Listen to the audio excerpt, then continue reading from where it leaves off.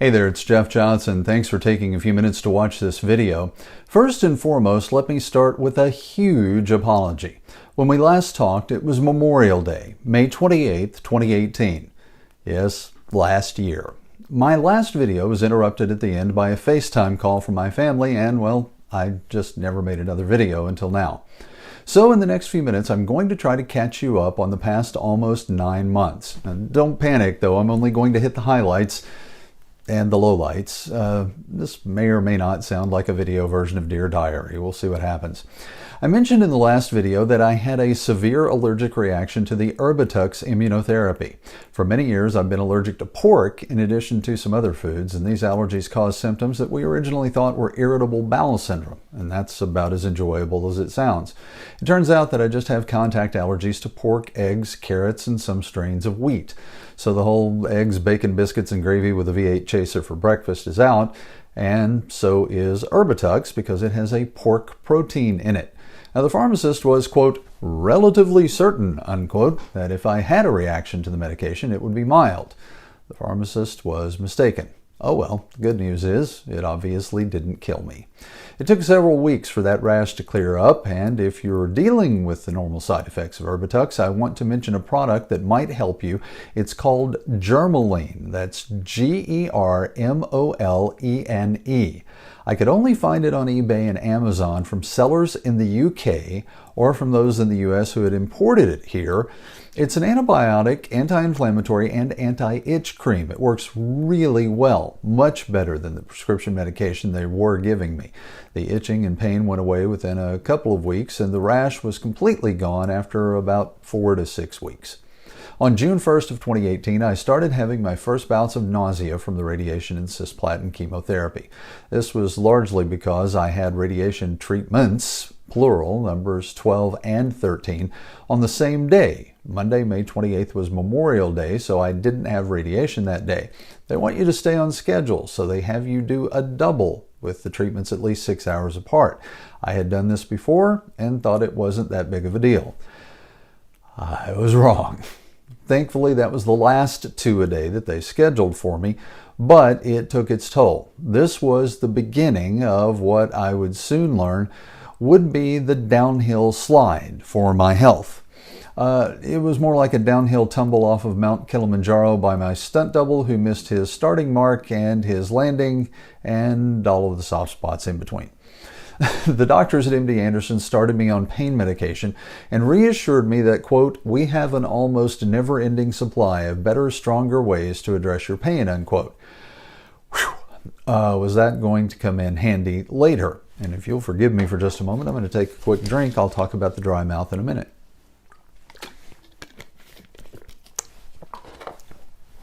Forgive me. As June progressed, it quickly became impossible for me to eat. June 2018. On June 5th, the doctors told me that I needed to mentally prepare myself to have a feeding tube, whether I wanted it or not. By June 8th, the side effects of the cisplatin had started to kick in. The first thing I noticed was ringing in my ears. It's been fairly constant ever since then. I'm hearing it right now. There are no sounds in this room right now other than my voice, but what I'm hearing is my voice and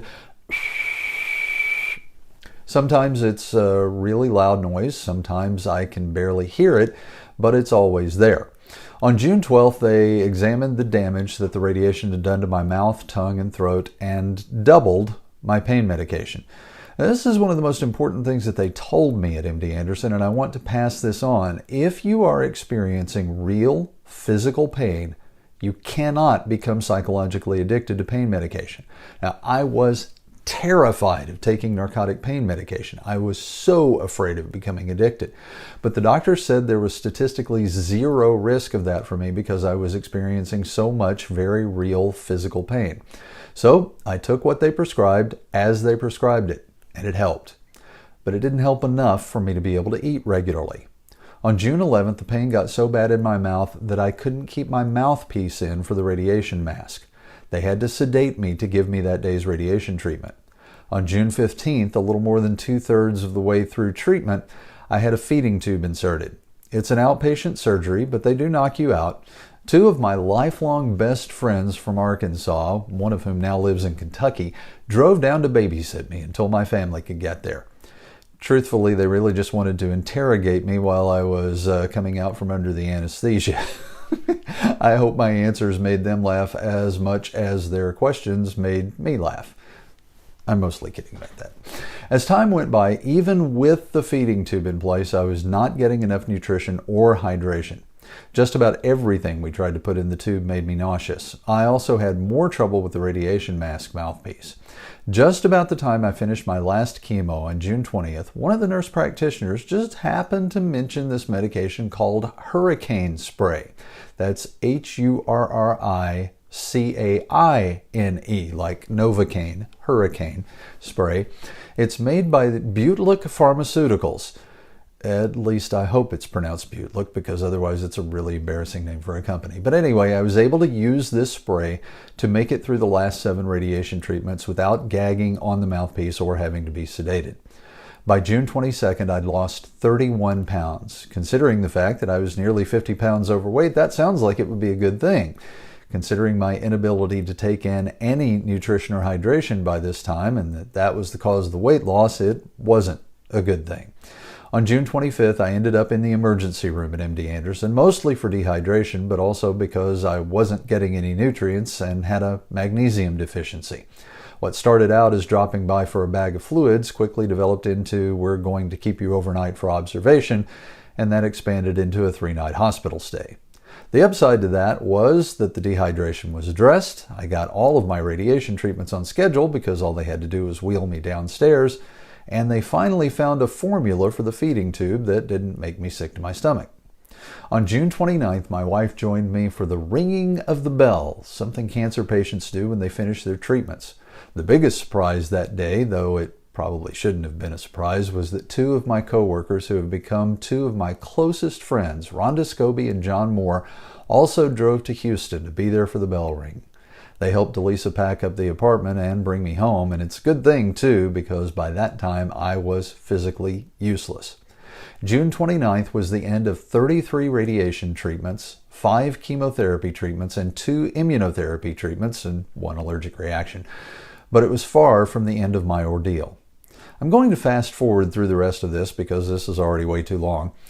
I continued to lose weight until I finally dropped 1/4 of my pre-treatment body weight. I also got dehydrated again and again and had to go to my local MD Anderson Partner Cancer Center for bags of IV fluid several times. It's very frustrating to continue to not have the energy or the ability to take in enough nutrition and hydration through the tube. Eventually, though, I was able to sip water again and then to drink water, and that's when I started getting better. Now, food is still an issue. As I record this on February 18th, 2019, I'm only able to eat soft foods like vegetable soup, mashed potatoes, macaroni and cheese, pudding, ice cream, things like that. My weight has stabilized right at about 190 pounds, nearly 60 pounds below where I was when I started treatment.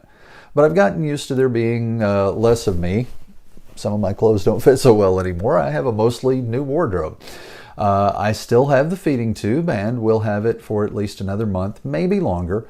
I can theoretically get my minimum calories now by drinking 6 high-calorie protein shakes a day, but that's not how they want me to get those calories. The challenge is that I have developed a pocket in my throat from where the healthy tissue pulled away from the radiation. Sometimes food gets caught there, and when it does, it feels like I'm choking to death, even though they assure me that I'm not. I've actually seen a video, a modified barium swallow of the food getting caught there. It's nowhere near the windpipe. It's not blocking anything. It just feels like I'm choking. It's going to take time and practice to get to the point where I can force myself to push through that sensation and swallow the food that's caught there. But I'm getting there. The best news is that at both my 3-month and 6-month follow-up exams, both the blood work and the CT scans indicated NED, no evidence of disease. That is the best that a throat cancer patient can hope for this soon after the end of treatment. They normally don't use the word cured until you've been NED for 5 years. As of today, I'm dealing with several side effects from the radiation and chemotherapy. extreme dry mouth that makes it difficult to eat and sleep or talk for an extended period of time without drinking, ringing in my ears, and some hearing loss as well, pain and tingling in my fingertips and the bottoms of my feet. That's called peripheral neuropathy. Say that 10 times really fast.